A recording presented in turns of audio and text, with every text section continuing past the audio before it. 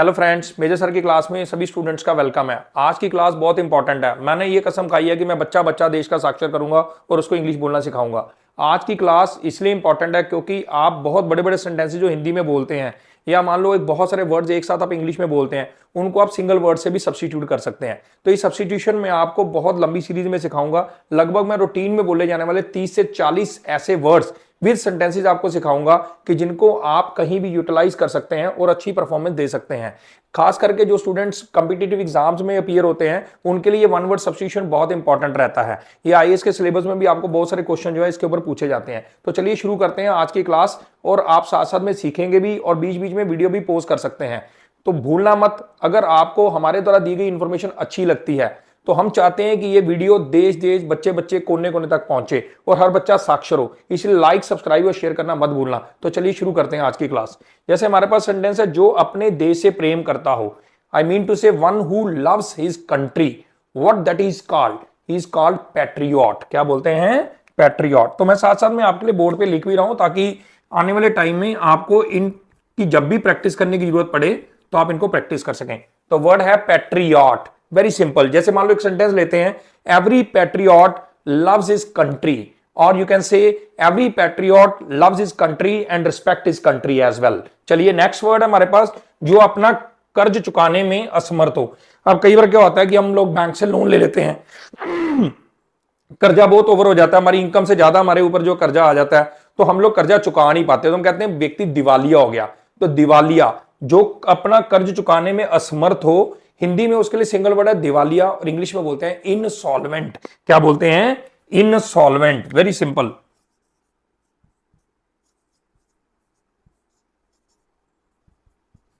आप कोई सेंटेंस ले लेते हैं, जैसे हम कहते हैं कि बहुत बड़ा बिजनेसमैन है, तो the businessman became insolvent as he was not able to clear his debt. क्योंकि वो अपना कर्जा नहीं चुका सका था, इसलिए वो क्या हो गया? दिवालिया हो गया। तो दिवालिया भाई, ठन ठन गोपाल, क्यों? सब कुछ लुट गया कर्जे में। ठीक है, नेक्स्ट। जो ईश्वर में विश्वास करता हो, जो ईश्वर में विश्वास करता हो, क्या बोलते हैं? One who believes in God, जो भगवान पे विश्वास, that is called theist. THEIST। भी प्रोनाउंसिएशन पे ध्यान देना है, थ, ठीक है, थीस्ट। और जो ना विश्वास करता हो तो आगे ए लग जाएगा, अथीस्ट।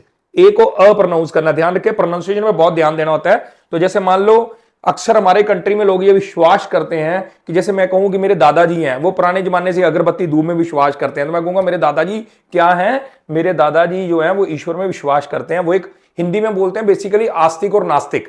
तो आस्तिक के लिए जो हमारे पास इंग्लिश का वर्ड है, सिंगल टर्म है, one who believes in God is called theist. THIEST।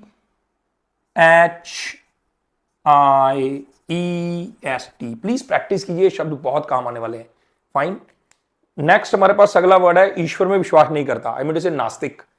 तो क्या बोलेंगे? एथीस्ट। क्या बोलेंगे? एथीस्ट। नेक्स्ट हमारे पास है, जिसके पास असीम शक्ति हो। अब असीम, आपने देखा होगा कि बहुत सारे ऐसे साधु संत होते हैं, मैं कहता हूं यूं हाथ घुमाया आपके लिए इत्र बन के आ गया, यूं हाथ घुमाया आपके लिए कुछ फूल बन के आ गया, मतलब कहते बहुत। लेकिन हमारे जो सिस्टम में ये माना जाता है कि सिर्फ भगवान के पास ही असीम शक्ति होती है। तो जिसके पास असीम शक्ति हो, आप इसके लिए आप सेंटेंसेस कोई भी ले लो, ठीक है। माई grandfather is a theist, my friend is atheist, है ना। वो नास्तिक है, वो आस्तिक है, मतलब जो इनकी भगवान पे आस्था है या भगवान में आस्था नहीं है। तो नेक्स्ट वर्ड है हमारे पास, जिसके पास असीम शक्ति हो, बेसिकली दैट्स कॉल्ड ओमनीपोटेंट। क्या बोलते हैं? ओमनीपोटेंट। जैसे बोलते हैं गॉड इज ओमनीपोटेंट, या it is believe in my system that God is omnipotent. ठीक है। नेक्स्ट हमारे पास है, साथ साथ में लिखते जाता हूं ताकि बाद में भी आप लोग प्रैक्टिस कर सकें। ओमनीपोटेंट, ठीक है। इसी तरह से जो हर जगह मौजूद हो। अब हर जगह मौजूद, देखो हमारे हिंदुइज्म में क्या बिलीव किया जाता है या हमारे रिलीजन में क्या बिलीव किया जाता है? गॉड इज ओमनी प्रेजेंट, ठीक है। ओनली गॉड इज, देखो हम कहते हैं पत्ते पत्ते में भगवान है, तो it mean God is omni present. तो जो हर जगह मौजूद हो उसे हम क्या बोलते हैं? Omni present.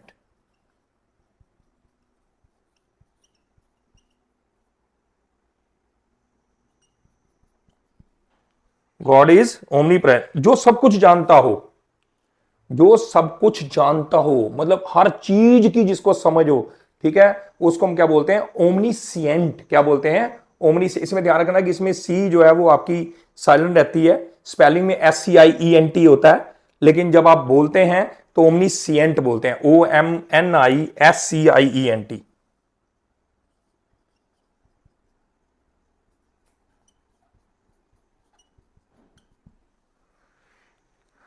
यस, कई लोग आदत है औरतों से घृणा करते हैं, घृणा घृणा which is one of the bad thing, बहुत बुरी आदत है।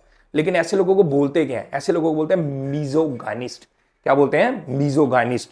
आप सेंटेंस ले लीजिए कोई भी एक, ठीक है, कि हमें जो मीजोगाइनिस्ट है, never respects the woman. I mean to say a misogynist doesn't respect the woman, doesn't respect the woman, मीजोगाइनिस्ट।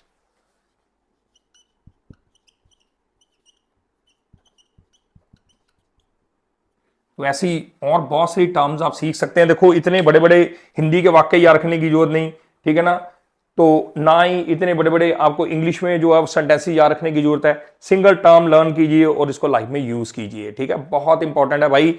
हाँ, मैं सच बोल रहा हूं, आप लोगों ने सब्सक्रिप्शन थोड़ा कम किया है, अपना सब्सक्रिप्शन कीजिए, लाइक कीजिए, शेयर कीजिए। आप नहीं, हजारों बच्चे साक्षर हो जाएंगे और घर घर में पहुंचेगी ये इंफॉर्मेशन, ठीक है। और एआई की जरूरत नहीं रहेगी। आप एक बार अगर क्लास को ध्यान से सुन लेंगे, अंत तक वीडियो को देख लेंगे, मैं प्रॉमिस करता हूं आप में बहुत बड़ा बदलाव आएगा। और बार बार प्रैक्टिस कीजिए, किसी भी चीज की लगातार 21 डेज प्रैक्टिस करने पे आपको कोई भी चीज सीखी जा सकती है और सिखाई जा सकती है। ये तो सिर्फ एक ठीक ठाक लैंग्वेज है। चलिए आगे चलते हैं, क्लास को आगे बढ़ाते हैं।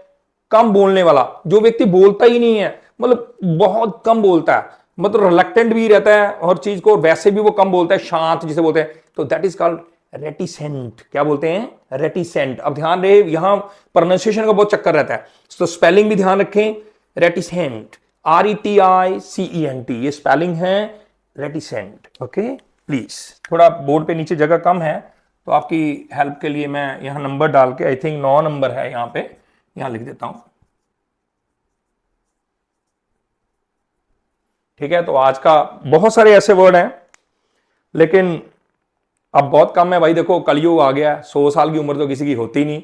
100 शब्द आपने जरूर सुना होगा, सचिन ने कई बार 100 ठोके होंगे, धोनी ने कई बार 100 ठोके होंगे, तो बोलते हैं सेंचुरी।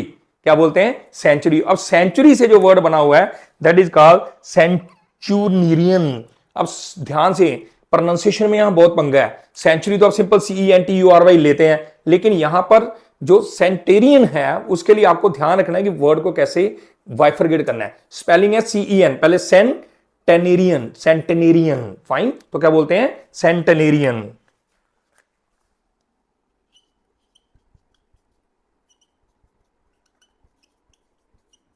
तो 100 साल की उम्र पार, तो हम भी उतरेंगे इंग्लिश सीखने में बहुत आगे और हो जाएंगे पार। किसी भी इंटरव्यू में जाएंगे, वी विल बी ओके, किसी भी जगह जाके बोलेंगे, वी विल बी ओके। और आपको अपने आप को पूरा रखना है ओके। तो प्लीज मैं आपको फिर से बोल रहा हूं, भगाना है इंग्लिश का डर तो follow Major sir. Don't forget like, subscribe and share. ऐसी और इंफॉर्मेशन आपको टाइम टू टाइम मिलती रहेगी। Thank you very much. English by Major Sir. Thank you for watching.